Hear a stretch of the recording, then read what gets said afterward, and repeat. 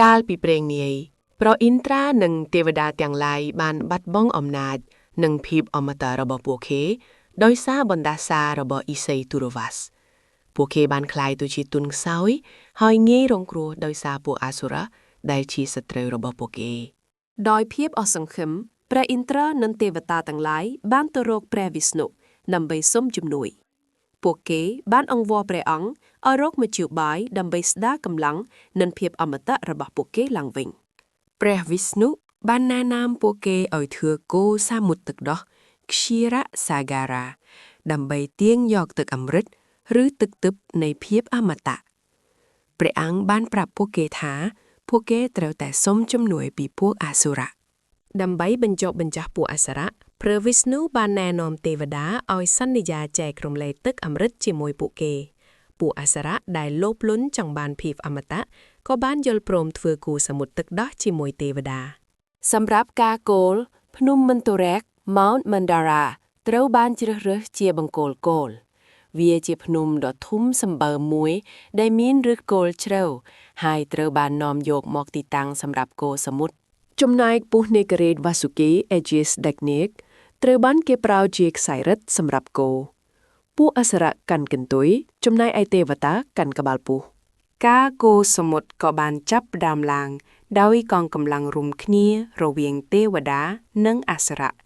ពួកគេបានទាញពស់នារីទៅមុខទៅមកគោភ្នំមន្តរៈក្នុងទឹកសមុទ្រទឹកដោះប៉ុន្តែភ្នំមន្តរៈដ៏ធ្ងន់នោះបានចាប់ផ្ដើមលេចបន្តិចម្ដងទៅក្នុងបាតសមុទ្រ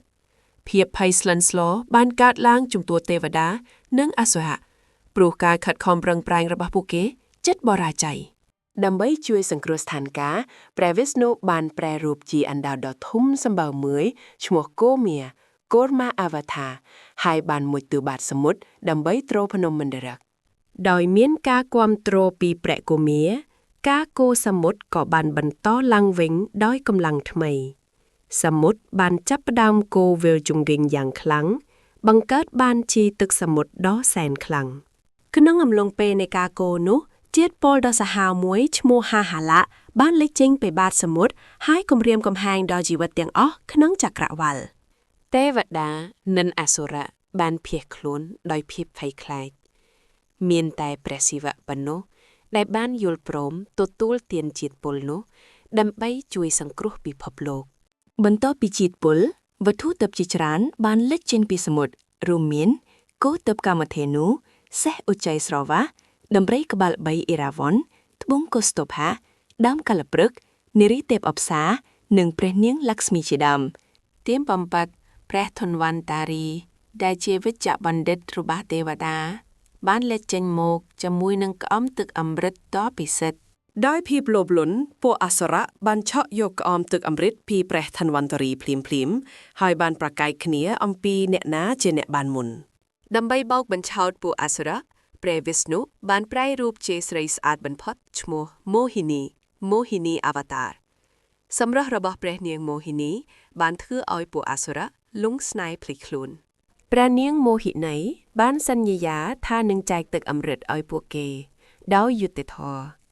ព្រះនាងបានបញ្ជាឲ្យពួកទេវតានិងអសុរៈអង្គុយជីជួរហើយចាប់ផ្ដើមចែកទឹកអម្រឹតដល់ទេវតាជាមុនរាហូដែលជាអសុរៈម្នាក់បានលួចបន្លំខួនធ្វើជាទេវតាហើយបានទទួលទានទឹកអម្រឹតមួយចំណែកព្រះច័ន្ទនិងព្រះអាទិត្យបានដឹងក៏បានប្រាប់ព្រះវិស្ណុបានបោះចាក់របស់ព្រះអង្គកាត់ក្បាលរាហុភ្លាមក្បាលរបស់រាហុបានคล้ายទៅជារាហុចំណែកដងខ្លួនបានคล้ายទៅជាកេតុ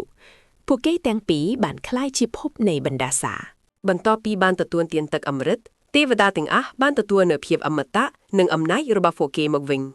ពួកគេបានកម្ចាត់ពួកអសុរៈដែលនៅសេសសល់ហើយបានស្ដារសន្តិភាពឡើងវិញនៅក្នុងចក្រវាឡ